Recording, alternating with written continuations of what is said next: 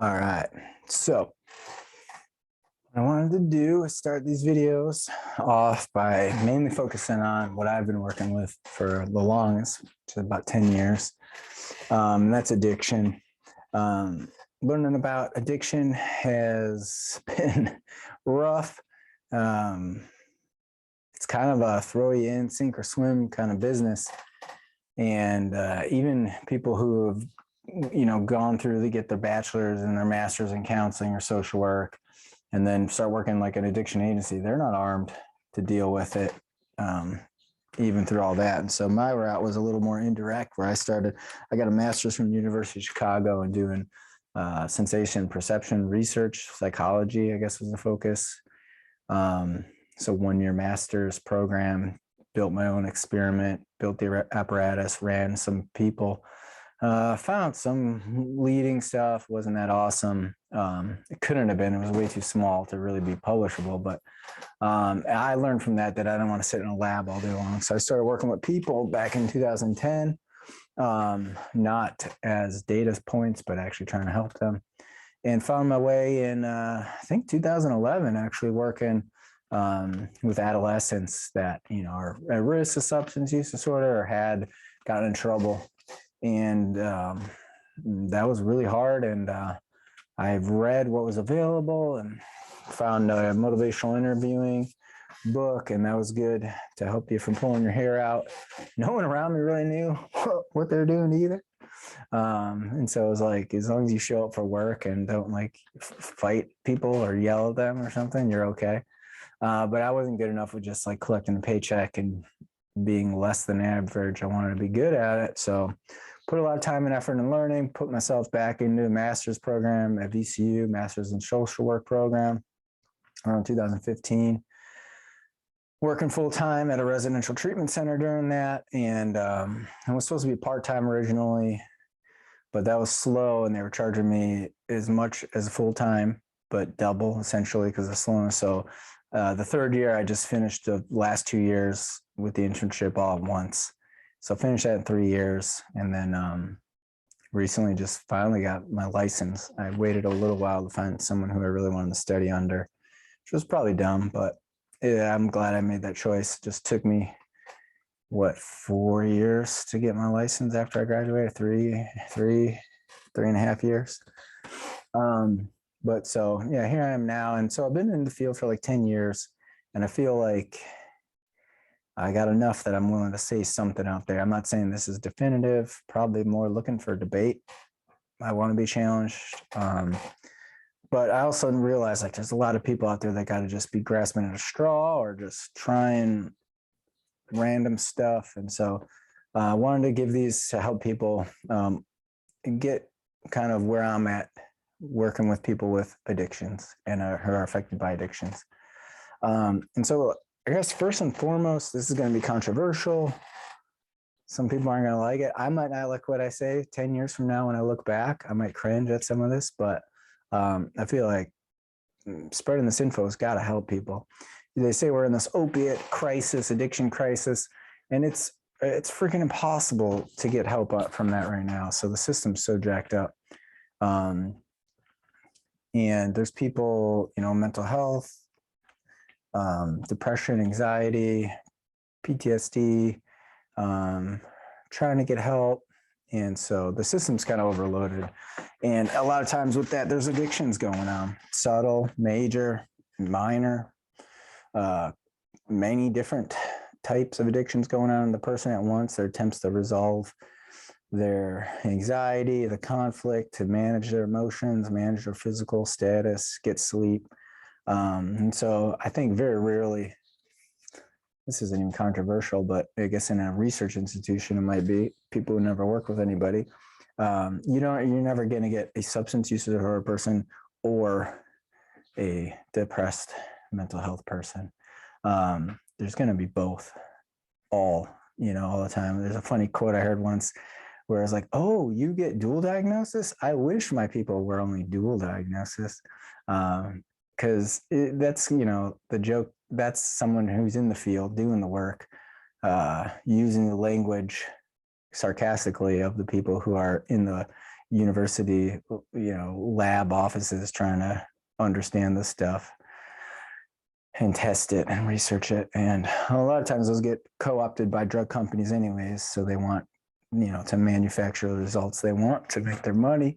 And you end up classifying human beings really, really, really incorrectly and in these tiny categories that don't really match reality at all.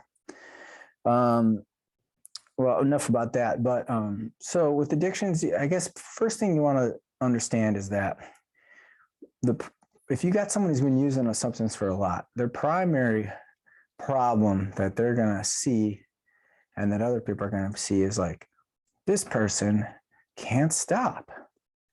And usually that's because of withdrawal. And so that's probably one of the first barriers. And you got to see withdrawal different than a whole substance use disorder. A lot of people would have withdrawal if they try to stop caffeine. Or people who try to quit sugar are going to have withdrawals. People who stop using the phone and the internet. And you could call those addictions, but really, I think you have to separate those problems because they are separate problems.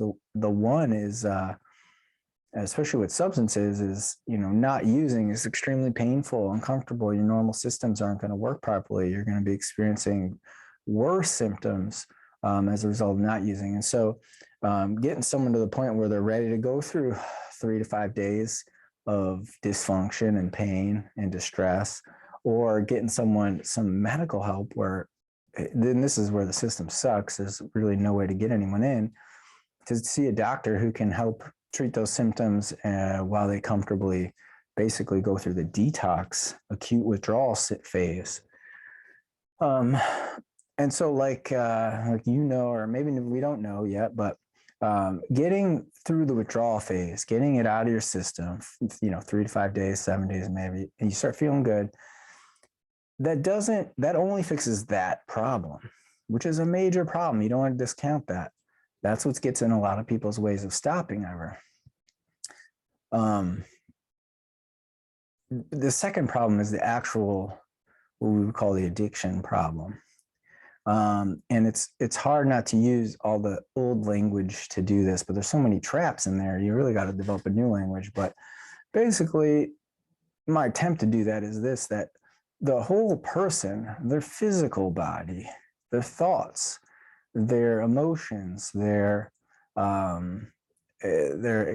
motivation gets kind of sucked into this compulsive, repetitive behavior. That is there while they're doing the behavior every day and while they're not doing the behavior every day.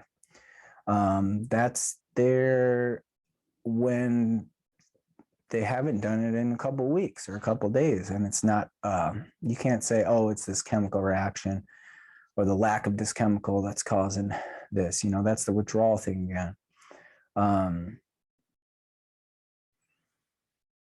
So all these chemical reactions going on, through exogenous chemicals, stuff you take in, or chemicals you release in yourself via like cutting your arm or not eating or eating too much, or the excitement of the rush of like a gamble paying off or something, or a skydive, those, I guess people get tuned to, and not using those can be distressful. And so you might have like what they call like a internal kind of detox or recalibration of your systems going on there.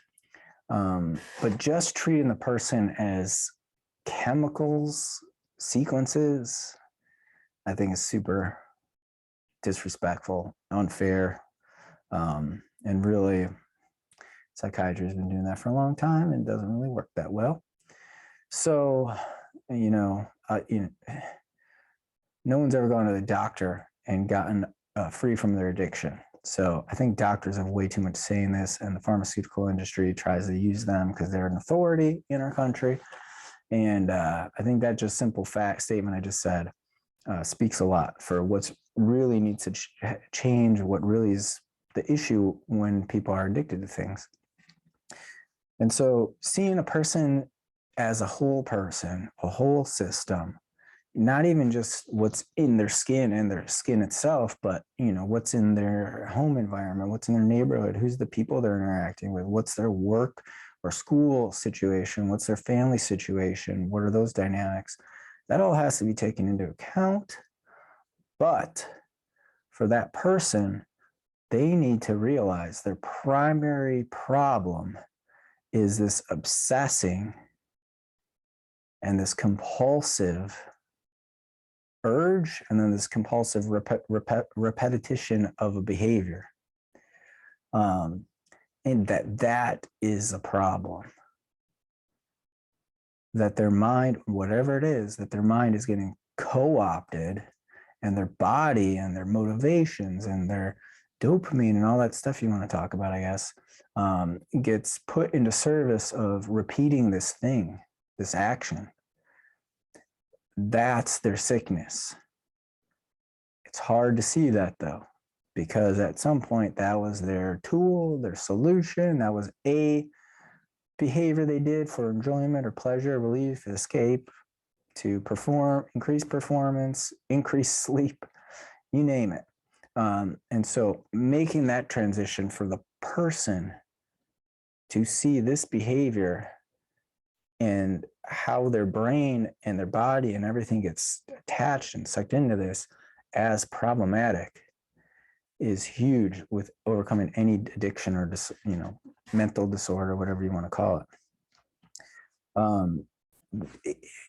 You can try to go, okay, well, what did this addiction start to help you with? And then start to do that.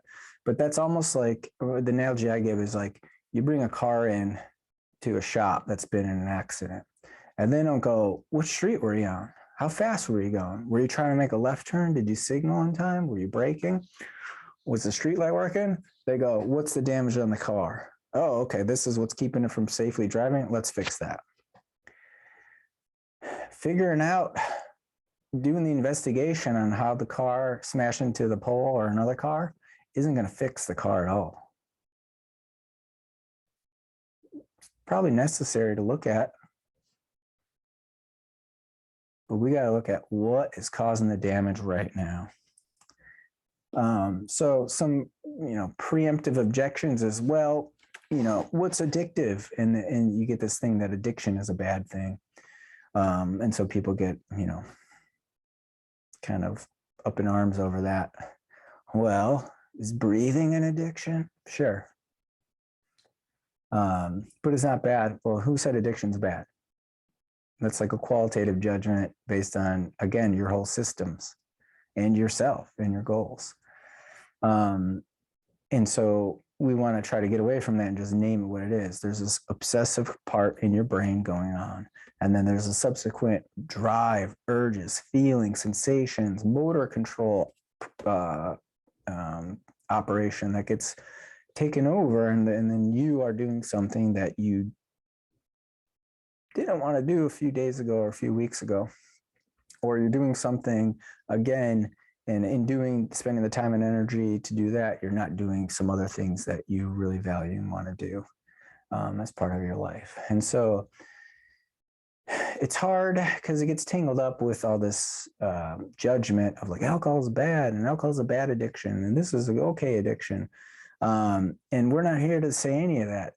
I will grant that it's easy to see that someone who's compulsively using something that like alters their balance or the decision making or their judgment. Yeah, people around you are going to say that's bad. But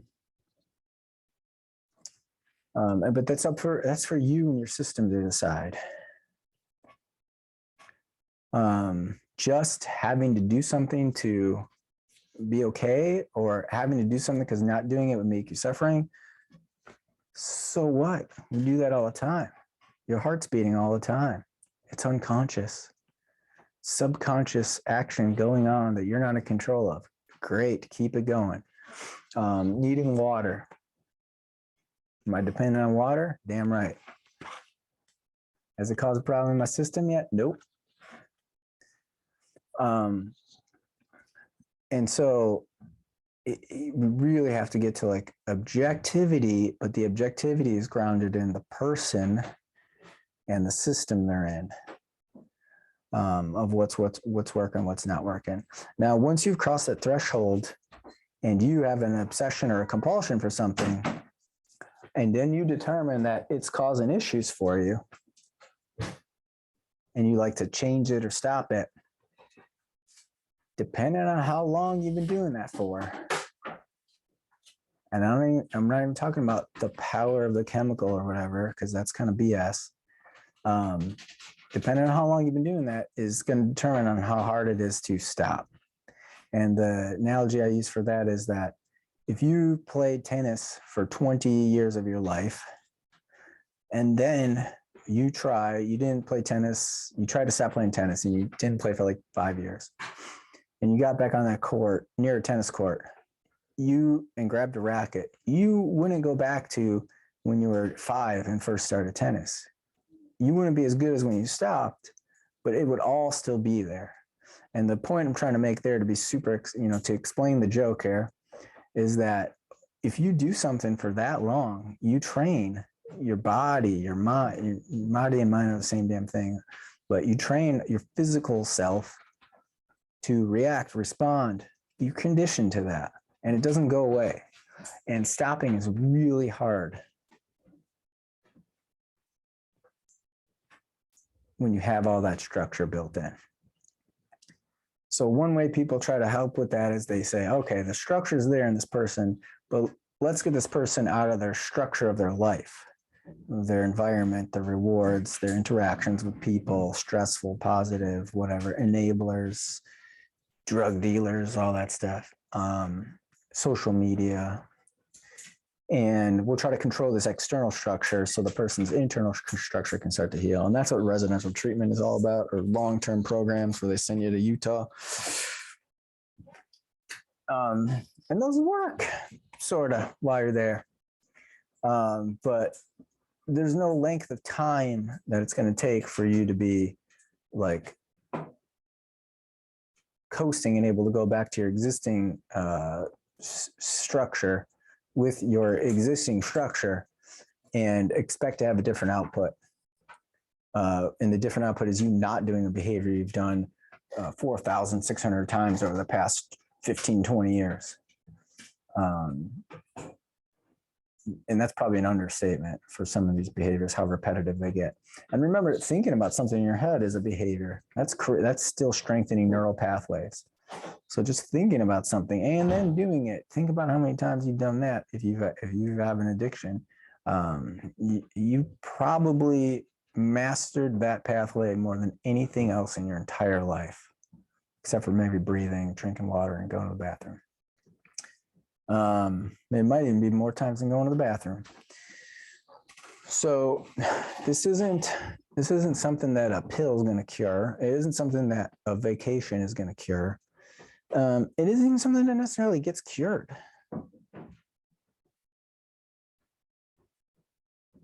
But it needs to get arrested. It needs a rest. Those pathways need rest. They need to be not activated.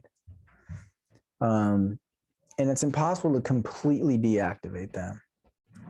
So this takes a lot of time. It takes a lot of support. It takes a lot of encouragement. If you think about how many people make a Lent resolution to not eat chocolate, or a New Year's resolution to start exercising, we try to stop all these bad things and start all these good things all the time. And we don't persevere in those. We're fighting against years of conditioning in our nature. And so to think about this one, it's no less challenging. And the importance of it doesn't have anything to do with it. Think about how many people should quit smoking because they've lung cancer, or, start exercising because they have diabetes. It doesn't matter how bad it is.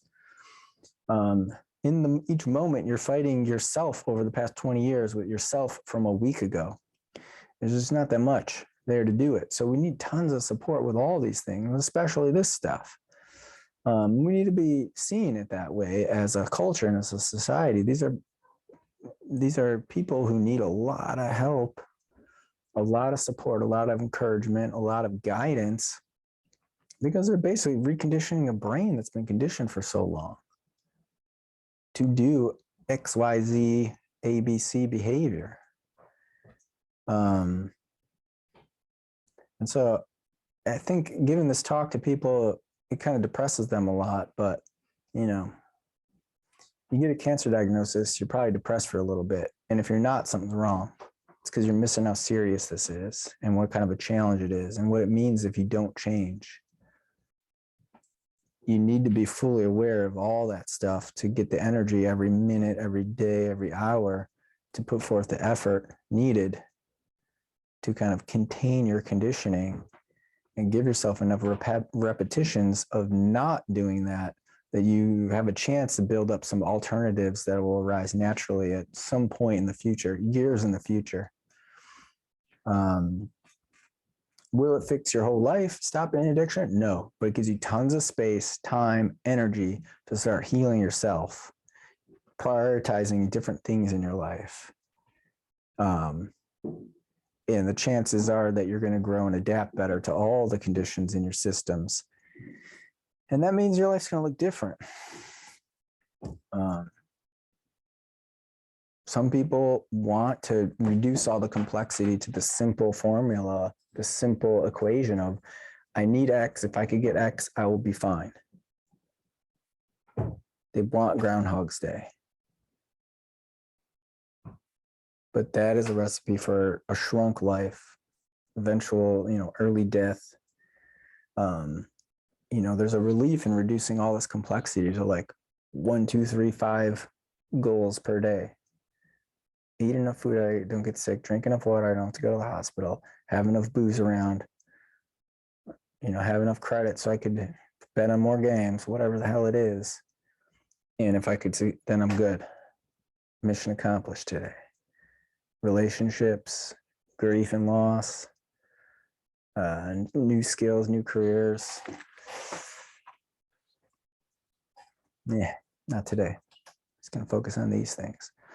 And so that's how, that's some clues as to why some of these things where they don't involve ingesting a new chemical are still addictive, still relieving, still, how can that relieve pain? It does. All I focus is on that for an hour and a half. That's freaking great. This is how, Netflix shows can become obsessive about, and people can compulsively watch them at the expense of other activities, which they purport to value. And so really, really taking all this, there's so much wishy-washy crap out there built up over the years, and a lot of it in the legitimate name of science and research, which is, co-opted by pharmaceutical corporations, that we have all this wrong info on this stuff and what's going on with people. So is addiction something new or unique? No. Is addiction something that, you get struck with? I highly doubt. It's developed.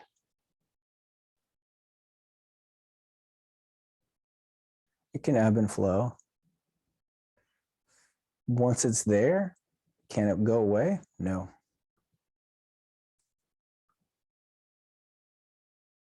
Will you ever lose the ability to play tennis?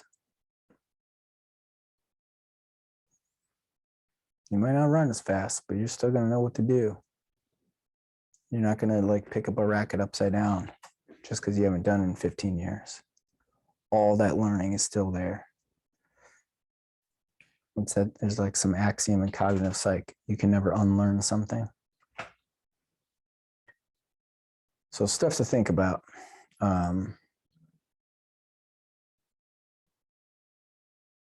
Stuff to think about. Remember, I'm not here to tell you whatever your behavior is wrong or bad. That's for you and the systems you're in and where you want to be in your life to decide. And if you decided that and you find you cannot just stop, or you stop the external acting of the behavior, but you're still mental rehearsing constantly, you got a problem. You got a big problem. And the problem is in your structure. If you go to California for treatment, it's where. If you stay home from work that day or that week to heal, it's there. You don't run from it. It's in you. And so it takes some time to build up new parts of yourself.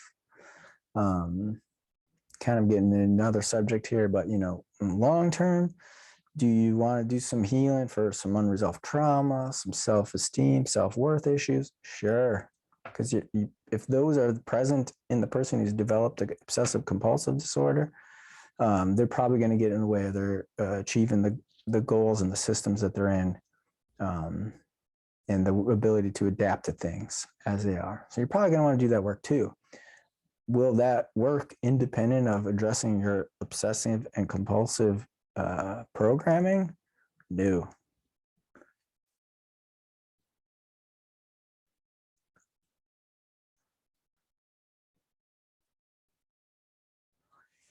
Intentional pause. All right, that's it for now.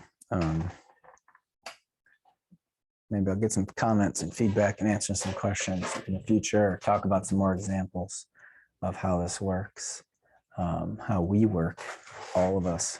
All right, see ya.